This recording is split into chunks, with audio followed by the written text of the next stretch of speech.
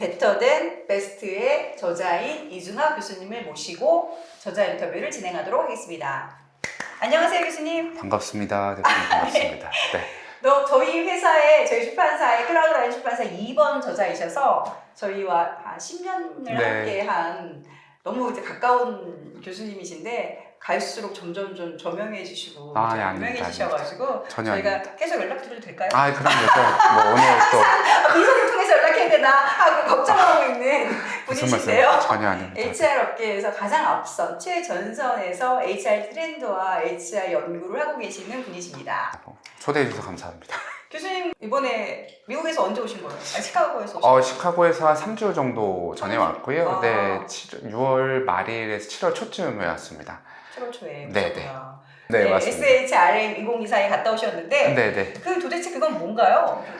이제 SHRM은 미국 인사관 협회 정도로 얘기 드릴 수 있고, 미국에서 최대로 이제 큰 뭐 인사를 연구하고 혹은 현장 관련된 사람들과 협업하고 인증하는 기관이라고 보시면 될 것 같고요. 매년 컨퍼런스를 진행을 합니다. 시카고, 라스베가스 여러 군데에서 돌아가면서 하는데 올해 76주년을 맞이했고요. 76년이나? 네, 그렇게 76년째. 오랫동안 언제부터 그런 거예요? 아마 제가 정확하게 언제부터인지는 이제 역사를 해봐야 될 것 같은데 1900년대 초반부터 진행을 했고요. 인사라는 게 군인 혹은 이제 군대 징병부터 시작을 했던 역사가 있기 때문에 좀 일찌감치 시작을 해서 지금은 전 세계에서 가장 큰 협회라고 보시면 될 것 같아요. 2차 세계대전 이후에 기업이 성장할 때 만들어져서 맞습니다. 지금까지 온 70년 넘는 맞습니다. 그런 오래된 HR. 네, 컨퍼런스인데 이제 가장 크게는 전 세계에서 인사 관련돼 있는 자격증 중에 가장 큰 게 이제 SHRM 서티피케이트라는 게 있어요. 그걸 내주는 곳이기도 하고, 두 번째로는 올해는 한 26,000명 정도 모였는데 그 컨퍼런스를 주최하는 기관이기도 합니다. 그래서 올해는 시카고에서 진행을 했고요. 3박 4일 정도 한국에서는 한 150분 정도 가셔가지고 인사에 대해서 치열하게 토론하고 고민하고 이야기 나눴던 시간이었습니다. HR이나 기업이 미국에 가장 앞서니까 네. 미국에서 하는 게 맞는데 한국 HR 분들도 되게 많이 가셔서 서로 교류하시고 배우시고 하시는 건가요? 맞습니다. 이제 한국 인사 담당자 분들이나 사기업, 공기업 임원분들도 가시는데요. 이제 대표님 말씀하신 대로 미국이 굉장히 좀 빨리 나갔기 때문에 5년에서 10년 정도 좀 앞서갔다고 하더라고요. 10년 전만 하더라도. 최근에는 워낙 트렌드가 좀 붙어 있습니다. 저는 1년 정도라고 보는데 그래도 좀 선행 지표로서 어떤 이야기가 좀 주요하게 되는지를 미리 보려고 가시는 분들도 있으시고, 두 번째로는 제가 벤치마킹도 해요. 올해는 마이크로소프트나 스타벅스 그리고 AMD 갔다 왔는데 그런 회사에 가서 담당자들하고 요즘 고민이 뭐예요? 실제로 적용했었더니 어떤 게 좀 감안할 요소인가 이런 것들을 좀 이야기하기 때문에 다양한 목적으로 가기도 합니다. 그럼 이제 안 가신 분들도 많고 네. 궁금한 분들도 많고 네. HR 종사자분들도 많으니까 네. 이번 24년 어떻게 진행됐는지 네. 한번 얘기 좀 간단하게 해주시겠어요? 네, 그럼요. 제가 짧게 좀 소개를 드릴 건데요. 이제 SHRM에 대한 디브리핑처럼 말씀을 좀 드릴게요. 올해 SHRM은 여러 가지 중요한 화두가 있었는데 정리하면 3가지 정도로 정리를 할 수 있을 것 같아요. 첫 번째로는 여러분들 너무 잘 아시는 대로 AI 얘기가 가장 화두였습니다. 그래서 AI가 어떻게 일하는 방식을 바꾸고 일터를 바꾸고 있는지에 대한 이야기를 가장 먼저 했고요. 두 번째로는 토픽 기준으로는 구성원에 대한 웰빙, 그리고 정신건강, 그리고 IND라고 주제 잡아봤습니다. 이거 제가 주제를 잡은 이제 요 방법은 어떻게 했냐면요. SHRM에서 매년 한 370개 정도 세션이 일어나요. 동시다발적으로 한국의 코엑스보다 큰 데에서 세션을 듣기 때문에 저도 모든 세션을 다 듣지 못했습니다. 그러므로 SHRM에서 제공하는 강의안과 거기서 제공하는 콜스에 대한 디스크립션 이런 게 있어요. 그걸 다 다운을 받아서 텍스트로 변환한 다음에 컴퓨터 알고리즘의 도움을 받아서 어떤 주제가 중요했는지에 대해 3가지 정도로 좀 줄였다라고 보시면 될 것 같고요. 네, 거기도 인공지능 알고리즘. 네, 맞습니다. 제가 다 하잖아요. 못 보기 때문에 3가지 정도로 줄여서 지금 말씀을 드리는 거고요. 세 번째가 투명성, 데이터 이 정도 키워드일 것 같아요. 하나씩 설명을 좀 드려볼게요. 첫 번째로는 올해 이제 AI에 대한 얘기가 역시나 가장 많이 나왔습니다. 그 중에서도 그 SHRM 협회의 연구 조직의 CEO인 짐 링크라는 사람이 있어요. 사실 이분은 매년 굉장히 좀 인사이트 있는 이야기를 해주시는 걸로 유명한데 올해는 이분이 좀 던지셨던 화두가 Collaboration Revolution, 협업혁명이라고 표현을 했습니다. 다시 말하면 과거부터 돌이켜 봤을 때 우리가 산업혁명이라든지 인터넷혁명이라든지 최근에는 인포메이션 혁명 등을 거쳐왔는데 인공지능이 직장에 들어오면서 함께 일하는 대상, 협업에 대한 혁명이 일어났다라고 표현을 합니다. 정리하면 같이 일하는 사람들의 범위가 늘어났다 혹은 확대됐다라고 표현을 할 수 있을 것 같아요. 대표적으로 인공지능하고 로봇이 우리 조직 내에 구성원, 동료로서 들어왔다라고 표현을 할 수 있을 것 같습니다. 그래서 콜라보레이션 레볼루션이라고 표현을 했고요.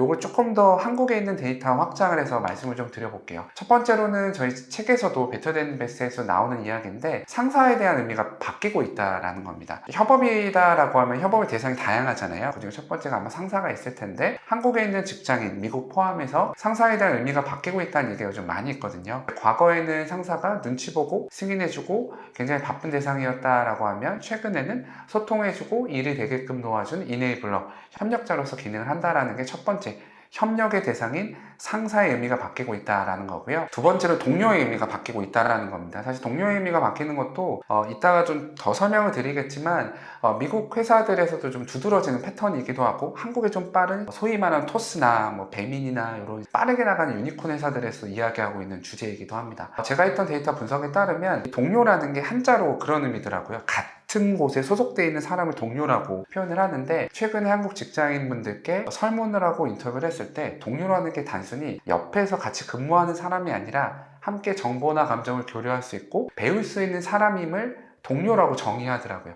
다시 말하면 동료의 의미 역시도 변하고 있다. 협업에서의 혁명의 하나의 또 다른 단초일 것 같고요. 이런 두 가지에 대한 왜 변화가 일어났을까에 대한 제 나름의 답은 일하는 이유 혹은 목적이 바뀌었기 때문이다 라고 생각을 할 수 있습니다. 저희 베터 댄 베스트에서도 좀 설명을 드리고 있는데요. 과거에 코비드 이전에는 일이나 직업의 목적 자체가 돈이라는 데 방점이 찍혀 있었다라고 하면 최근에는 전문성, 성장, 기회로 초점을 좀 맞추고 있는 게 최근의 변화입니다. 그러므로 다시 말하면 조직 내에서의 구성원들이 일하는 게 돈을 벌기 위해서도 일하지만 성장과 전문성을 키울 수 있는 기회로서 일하기 때문에 상사가 일이 되게끔 도와주는 사람이어야 되고 동료 역시 배울 만한 사람이기를 기대하고 있다. 이게 좀 정리라고 볼 수 있을 것 같고요. 세 번째로는 역시 AI 얘기가 가장 주요하게 SHRM에서는 나왔습니다. 사실 SHRM이 하는 네 가지 정도 주요한 목표가 있다고 표현을 하더라고요. 첫 번째로는 AI가 사람을 대체하거나 자동화하거나 혹은 최적화되는 하나의 도구로서 쓰는데 SHRM을 포함해서 최근에 인사 쪽에서 가장 관심이 있는 건 AI가 사람의 일자리나 직무를 대체한다는 마이너스적인 측면이 아니라 어떻게 사람을 플러스 해줄 것인가 휴먼 플러스라고 표현을 합니다. 그렇게 해서 인간의 능력이나 역할이나 혹은 더 많은 일을 효율적으로 할 수 있게끔 해주는 증간 어규먼티드 해준 역할로서의 AI를 바라봐야 된다. 이런 관점으로 콜라보레이션 레볼루션의 대상, 협력의 대상으로 AI를 정해야 된다고 표현했습니다. 짧게 얘기 드리면 증강, 휴먼 플러스가 굉장히 중요하다 이렇게 이야기했다라고 볼 수 있겠고요. 올해는 SHRM에서 인공지능이 우리 직장 내에 깊숙이 들어왔는데 인공지능을 바라봐야 되는 그 관점 자체가 우리를 대체하는 무서운 대상이 아니라 휴먼을 플러스해주는 동료이다 라고 생각해야 된다 라고 첫 번째 이야기했습니다. 그 두 번째로는 구성원에 대한 웰빙 이야기가 많이 나왔어요. 사실 이 얘기를 들으면 좀 공감 못 하실 수 있는 부분도 있습니다. 하나의 데이터로 설명을 드리면 SHRM은 굉장히 많은 연구 조직의 구성원들을 데리고 있어요. 근데 올해 매년 이제 여러 가지 데이터를 발표하는데 올해 미국의 고용주들, 인플로이어들이 가장 고민하는 첫 번째 고민거리가 인플레이션이라고 합니다. 역시나 이제 인플레이션을 통한 급여를 줄 때 고민이 고용주가 되기도 하고 두 번째로 직장인들 관점에서는 내 실질 급여가 떨어지는 거죠. 그렇죠.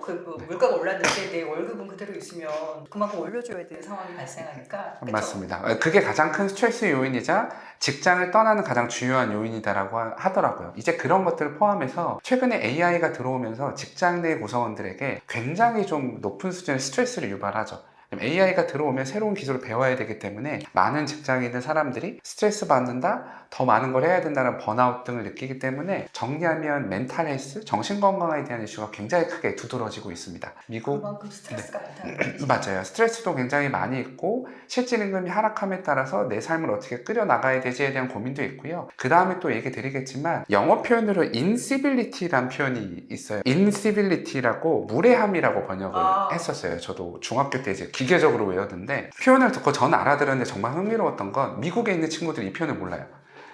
네. 미국인들이 incivility라는 표현을 모릅니다. 왜 이 표현이 중요하게 나왔지? 라고 좀 설명을 드려야 될 것 같은데요. 차림에서 incivility라는 표현을 굉장히 강조하고 있는 이면을 좀 해석을 하려면 미국의 인권운동, 시빌라이트라든지 민권법에 대한 이해가 있어야 될 것 같아요. 좀 정리하면 최근에 미국에 있는 직장에서도 한국과 마찬가지로 무례함, 폭력적 대화, 괴롭힘, 여러 가지 정신적 건강을 유발하는 환경이 있다라고요. 상사뿐만 아니라 조직 내에서. 그래서 인시빌리티라고 하나의 표현으로 SHRM에서는 조직 내의 구성원들이 굉장히 좀 정신적으로 스트레스도 많이 받고 있고 여러 가지 좀 불쾌한 상황들과 비합리적인 상황들을 겪고 있다라는 것을 인시빌리티라고 표현을 하더라고요.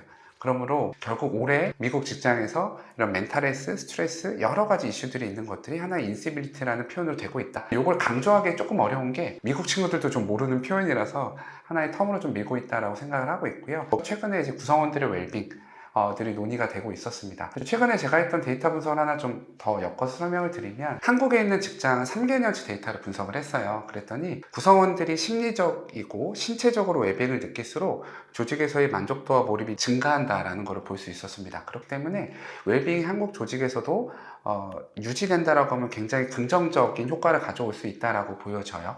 그런 게 이제 올해 SHRM에서도 이야기가 많이 나왔다라고 보시면 될 것 같습니다. 그 다음에는 이제 아마 뭐 하나의 또 다른 이제 데이터로 설명을 드릴 게 방금 설명드렸던 인시빌리티에 대한 설문조사인데요. 미국 조직 내에 3분의 2 이상의 구성원들이 지난 한 달 동안에 무례함, 괴롭힘, 따돌림, 정신적 스트레스를 유발하는 환경적인 것들을 경험했거나 목격했다라고 합니다. 그러면 저희가 좀 생각할 수 있는 것처럼 인시빌리티를 느끼면 소속감이 좀 낮아지고 굉장히 높은 수준으로 스트레스를 느끼게 되므로 여러 가지 좀 이슈가 있다 라고 볼 수 있겠습니다. 미국에 있는 직장인들이 원하는 복리후생에 대한 방향이 좀 바뀌고 있어요. 사실 한국에서는 건강보험이 당연하게 느껴지지만 미국 직장에서는 건강보험을 지원해주는 회사 그렇게 많지는 않거든요. 그리고 의료 지원이나 상담 서비스를 해주는 것들이 많지 않기 때문에 최근에 미국 조직에서는 Z세대들이 조직을 선택할 때 이런 건강보험, 의료 지원, 상담 서비스를 해주는 곳에 조금 더 기꺼이 지원하겠다, 회사로 가겠다라는 얘기들이 있습니다. 최근에 건강에 대한 이슈가 좀 많이 나오고 있고요. 두 번째로 웰빙에 대한 겁니다. 웰빙 아까 말씀을 드렸는데 웰빙을 좀 높여주는 복지제도를 설명을 드리면 한국의 뭐 임원분들이나 인사 담당자들도 잘 아실 것 같은데요. 최근에 한국 조직에서 마인드풀리스 굉장히 많이 해주거든요. 지원을 해주는데 미국에서는 사실 그렇게 범용적인 컨셉은 아닙니다. 그래서 마인드풀리스 해주고 코칭해주고 운동장 지원해주는 것들 좀 해달라는 얘기들이 있었고요. 두 번째로는 플렉서블 워크입니다. 한국에서는 사실 뭐 하이브리드 워크 혹은 선택적 근무 시간이라고 해서 출퇴근을 본인이 선택할 수 있는 것들이 있는데 미국은 이제 조금 더 본격적으로 그런 것들이 도입되고 있다는 거고요. 세 번째로는 베네핏에서 성장 기회에 대한 것들이 또 나왔습니다. 저는 조금 이 데이터가 좀 놀랐는데요. 미국에 있는 직장에서 한 30% 정도만 AI 교육을 지원해주고 있다고 하더라고요. 한국에 있는 대기업들은 사실 교육 기회는 굉장히 많이 주고 있거든요. 뭐 그래도 이제 쓰시는 건 본인들의 선택이긴 한데 기회는 많이 주고 있다. 미국은 그것조차 적용하고 있는 시기다라고 보시면 될 것 같습니다. 그래서 이런 얘기하면서 이제 공감에 대한 얘기가 나왔어요. 사실 이제 SHRM에서도 어떻게 공감 중심의 조직 문화와 리더십을 만들 것인가에 대한 이야기가 많이 나왔기 때문에 공감 얘기를 했고요. 한국에 있는 인사 담당자분들께 좀 중요하게 이야기 드리는 게 최근에 지속 가능한 인사에 대한 얘기가 있어요. 그래서 저희 클라우드9에서도 ESG에 대한 책도 되게 많이 내셨고 지속 가능성에 대한 고민이 많이 있으실 텐데 2026년도에 한국 인사에도 꽤 주목할 만한 키워드가 하나 생깁니다. 어떤 거냐면 인적 자본 공시에 대한 거예요. 2026년도에 시가총액 2조 원 이상 회사들은 인적 자본에 대해서 우리가 표준과 기준을 갖고 관리하고 있다라는 것들을 공시해야 됩니다. 그게 증권거래소에서의 하나의 기준으로서 내보내고 있는데요. 미국에서는 이미 ESG, 인권, 다양성 등등에 대해서 문제가 없다라는 것을 이미 공시를 해야 되는 기준은 적용되고 있거든요. 미국 조직 내에서 인시빌리티, 무례함이나 괴롭힘이나 인권 정도의 문제들이 있는 조직은 살아남을 수 없다라는 분위기들이 생기는 것처럼 한국 조직에서도 스테이블한 HR에 대해서 관심을 가져야 되는 흐름이 있고 그런 것들이 가장 기본이 되는 것들은 우리 구성원들에 대한 공감, 이해, 키워드가 아마 굉장히 중요하지 않을까라고 보고 있습니다. 세 번째로 투명성에 대한 얘기예요. 아마 투명성에 대한 얘기를 갑자기 드리면 좀 갑자기 투명성이라는 얘기가 왜 나오지? 라고 설명할 생각을 들으실 것 같아서 맥락 설명 좀 드리겠습니다. 최근에 조금 빠른 미국 회사나 한국의 이제 스타트업 회사들은 성과나 일하는 프로세스도 다 공개해요. 굉장히 좀 스트레스 받을 것 같죠. 예를 들면 제가 하는 일의 프로세스나 성과에 대해서 칸반이라든지 어떤 플랫폼에다가 공유를 합니다. 그 왜 공유할까요? 혹시 대표님 생각은 왜 공유할 것 같으세요? 공정하게 평가하기 위해서 그런 거 아니에요? 성과를 보상하기 위해서? 맞습니다. 대표님 네, 설명 잘 해주셨는데 그 공정하게 평가하는 것도 있고 근데 공정하게 평가한다라는 거 이면에는 잘하는 사람에게 많이 주고 못하는 사람에게 좀 덜 주고 이런 거에 대한 공정성 개념이 있는 거잖아요. 그러므로 조직 구성원들이 요구를 합니다. 못하는 사람이 이제 보기 싫어. 그리고 두 번째 프리라이딩 허용하지 않아. 이런 개념들 때문에 투명하게 공개하고 있다는 거고요. 두 번째로는 방금 설명드렸던 서스테이너블한 사회에서의 요구입니다. 다시 말하면 투명하게 공개하고 공유해야 지속 가능하게 인사에 대한 의사결정을 할 수 있기 때문에 투명하게 해달라는 거고요. 세 번째로는 AI 흐름과도 마찬가지입니다. 사실 제가 SHR은 갔다 와서 디브리핑을 하면 많은 분들께서 사실 당장 써먹을 만한 뭐가 없네요 라고 설명을 하시는데, 작년도 SHRM 디브리핑에서 어떤 걸 이야기 좀 많이 들었냐면, 인공지능이 사람에 대한 의사결정을 할 때 굉장히 조심하셔야 된다고 설명을 많이 드렸어요. 너무 외람되지만 한국에 있는 몇 솔루션 회사들에서 인공지능이 채용에 도움이 된다라는 맹목적인 이유로 많이 한국 인사에서 도입을 하셨거든요. 근데 그거 문제됩니다, 법률적으로. 미국에서 작년도 SHRM에서 굉장히 강조했던 게, 인공지능이 사람에 대한 채용이나 의사결정에 개입되면 여러 가지 이슈들이 있기 때문에 법률적 근거를 마련했다라는 걸 소개드렸거든요. 근데 올해 초에 한국에서도 이거를 적극적으로 도입을 하고 있어요. 그래서 올해 SHR에서 뭔 얘기까지 나왔냐면, 이제는 사람에 대한 의사결정을 할 때 인공지능이 개입을 하면 첫 번째, 학습한 데이터에 대해서도 투명하게 공개해야 되고, 두 번째, 알고리즘이 편견이 없다는 것도 이야기해야 되고, 세 번째로는 인공지능이 사람에 대한 판단을 했으면 그 판단을 받은 사람에게 옵션을 주라는 거예요. 어떤 옵션이냐면, 나 인공지능 싫은데 사람이 평가해줘, 판단해줘 라는 옵션을 주라는 겁니다. 그 말은 이제는 인공지능과 데이터 기반의 의사결정을 하는 이 시기에서도 투명하게 공개하고 공유해야 되는 이 흐름이 굉장히 중요한 거예요. 공정하고 공평하게 요구하는 구성원들의 요구와, 두 번째로는 지속 가능한 조직을 만들기 위한 압력, 세 번째로는 설명 가능하고 투명한 알고리즘에 대한 요구가 있기 때문에 최근에 인사에서도 투명성에 대한 이야기가 굉장히 많이 나오고 있습니다. 사실은 이 투명성에 대한 이야기하면 조금 불편해요. 왜냐하면 기존 인사에서는 좀 쉽게 의사결정을 좀 하셨고, 승진에서도 내가 좀 더 선호하는 사람들이 승진을 했는데, 이제 투명하게 공개하면 좀 불편합니다. 장기적으로 보면 2026년도에 이거를 인적자본 공시를 한다라고 하면 이제 그렇게 못하거든요. 그러므로 글로벌한 프레셔이고 한국에서도 꼭 가야 될 방향으로서 투명성을 보시면 좋을 것 같습니다.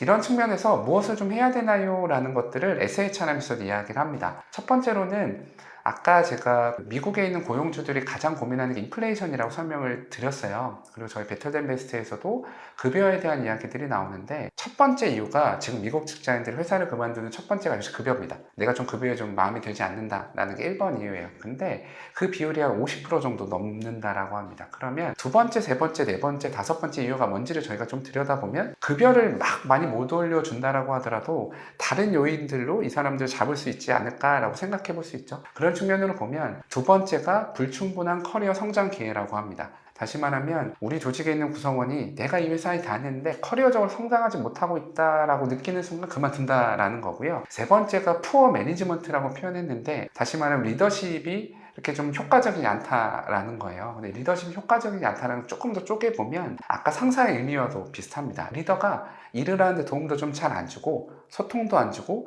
가장 크리티컬하게는 미래에 대한 비전을 잘 보여주지 않는다라는 겁니다. 그러므로 리더십에 대한 효과성을 개발이나 채용 장면에서 높여주면 그래도 우리 구성원들 잡을 수 있다라는 거고요. 네 번째가 학습의 기회가 부족하다는 데 있습니다. 다시 말하면 성장에 대한 기회가 부족하면 구성원들은 굉장히 금방 그만둔다는 의도가 생긴다는 거고요. 리더십에 대한 효과성도 떨어지면 그만둔다. 정리하면 급여를 드라마틱하게 우리가 높여줄 수 없다라는 걸 인정한다라고 하면 성장에 대한 기회를 높여주고 관리제에 대한 효과성을 높여줌으로써 리텐션 할 수 있지 않을까 싶고요. 두 번째가 의미에 대한 겁니다. 사실 의미의 시대라고 제가 의미를 좀 접었는데요. 올해 SHR에서 의미에 대한 얘기가 또 많이 나왔어요. 어떤 이야기였냐면, 실제로 조직 구성원들이 몰입을 못하는 상황이나 그만두고 싶어하는 여러 가지 저변의 이유에서 내가 이 조직에서 무슨 일을 하고 있고 어떤 기여를 하고 있는지에 대한 인식이 없다라는 겁니다. 그러므로 사실 의미와 이를 디자인하는 능력이 굉장히 중요하다라고 표현합니다. 대표적으로 마이크로소프트에서는 조직 구성원들을 진단하는 툴의 이름 시그널스라고 표현을 해요. 근데 시그널스 중에 굉장히 중요한 지표가 스라이빙, 번영이라는 지표가 있습니다. 번영이라는 지표를 보면 우리 조직에 있는 구성원들이 내가 일을 하면서 어떤 의미감을 느끼고 있고 의미를 추구할 수 있는 기회가 있는가에 대해서 꼭 측정하고 평가하거든요. 그래서 요즘은 이제 의미가 굉장히 중요하다라고 표현하고요. 최근에 이제 박지수님이 애플에서는 단순하게 일합니다라는 책을 써서 냈어요. 근데 저는 이 책을 꽤 흥미롭게 본 게, 애플에서 오래 일했던 한국 직원이 솔직하게 회사에 대한 이야기를 했던 책이고요. 이 책을 보시면 여러 가지 좀 재밌는 포인트가 나왔는데, 이분이 자문자답하는 것 중에 하나가 뭐냐면, 자기는 도저히 이해가 안 된다. 애플 직원들은 최소 68시간에서 70시간 이상을 그렇게 열심히 일하고 주 6일을 밥 먹듯이 일한다. 근데 그만두지 않는다. 왜 그럴까요? 라는 거에 대해 스스로 답을 해 나가요.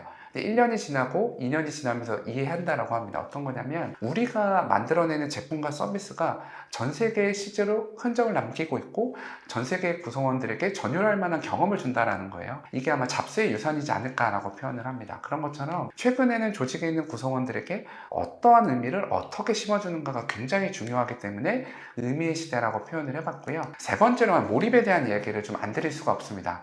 몰입에 대한 이야기는 SHRM에서 제가 개인적으로 제일 좋아하는 이 세션이 크리스라는 분이 하는 인플로이 익스피리언스 직원 경험에 대한 세션이에요. 이분은 이제 백인 여성분인데 이분 세션은 SHRM에 가면 미리 줄을 서야 돼요.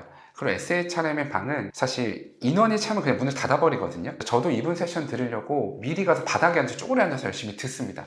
근데 이번엔 못 들었어요. 너무 인기가 많아가지고 중계하는 걸로 봤는데 올해 이런 얘기를 하시더라고요. 2024년도에 조직 구성원들에게 인게이지먼트, 몰입을 만드는 가장 중요한 요소가 뭐냐라고 했을 때 한 6,000명 정도 설문 기반에 따르면 역시 비전에 대한 얘기입니다. 급여에 대한 것도 중요하지만 미래에 대한 비전을 잘 인지시켜주지 못한다라고 하면 구성원들이 조직에 몰입하지 못한다라는 거고요. 좀 특이하게 올해 나왔던 게 리더가 구성원들을 중요하다라고 여기고 표현을 자주 하는 것들이 몰입에 굉장히 중요하다라고 표현을 합니다.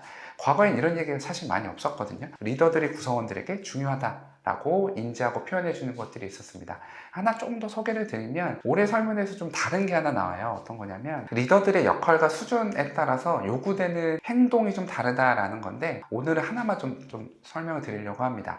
한국 이제 컨텍스트로 치면 팀장급 리더에게 어떠한 역할과 행동이 중요한가에 대해서 표현을 하는데 역시 크리스라는 분이 설문에서 이러는 걸 찾아내셨대요. 첫 번째로 성장에 지원 가해야 된다. 다시 말하면 팀장들이 구성원들에게 일을 주고 피드백을 줄 때 성장에 도움이 되는 성장 지원가여야 된다는 거고요. 두 번째로는 통역가적인 역할이다라고요. 이건 조금 더 설명을 드리면 사실 저희가 조직에서 일하다 보면 우리 완전 CEO분이 방향을 잡고 가는 비전에 대해서 매번 못 물어보잖아요. 지나간 대표님 저희 올해 비전이 어떻고 목표가 어떻게 못 물어보니까 궁금해요. 구성원들. 우리가 조직에 나가는 방향이 어떻고 내가 하는 일이 구체적으로 비전에 어떻게 도움이 되는지를 이해하고 싶어 합니다. 근데 팀장들이 그 통역가가 돼달라는 거예요. 팀장들이 내가 하는 일이 어떻게 우리 조직의 미션과 목표에 도움이 되는지에 대한 통역가 역할을 하라는 겁니다. 흥미롭게도 이 파인딩은 제가 했던 데이터 분석하고도 거의 똑같이 나와요. 올해 초에 한 5만 명 정도 한 조직의 리더십 데이터를 갖고 분석을 해봤을 때 우리 조직에 있는 구성원들이 리더에게 느끼는 가장 큰 페인 포인트는 내가 근데 이 일을 해서 우리 조직에 어떻게 도움이 되는 거야? 라는 소통을 리더가 안 해준다라는 겁니다. 그러므로 최근에 구성원들이 몰입에 느끼는 가장 큰 페인 포인트는 비전과 구성원들을 중요하게 느껴달라는 거고 그 과정에서 리더들이 소통을 좀 해주고 비전에 대한 본인의 기여점을 얘기해달라 이런 겁니다. 그래서 정리하면 올해 SHRM에서 좀 많은 이야기들이 나왔어요. 첫 번째는 협업에 대한 혁명이라고 말씀드렸습니다. AI나 로봇이 나의 동료로서 들어왔다라는 거고요. 두 번째로는 인시빌리티라고 표현을 했던 구성원들이 느끼는 불합리성, 부정적 감정 등을 잘 케어하기 위해서 공감의 반경을 좀 넓혀야 된다라는 거였고 지속 가능한 인사에 대한 관심을 가져라 라는 거. 세 번째로는 투명하게 공개하고 공유하는 시대라는 겁니다. 왜냐하면 인사에 대한 데이터뿐만 아니라 알고리즘에 대한 것들도 요구가 너무 세지고 있으니까 이런 상황에서 성장과 의미가 중요해지는 시대다라고 했고요. 마무리로 SHRM은 매년 한 26,000명이 오다 보니까 함께 모여 셀레브레이션도 해요.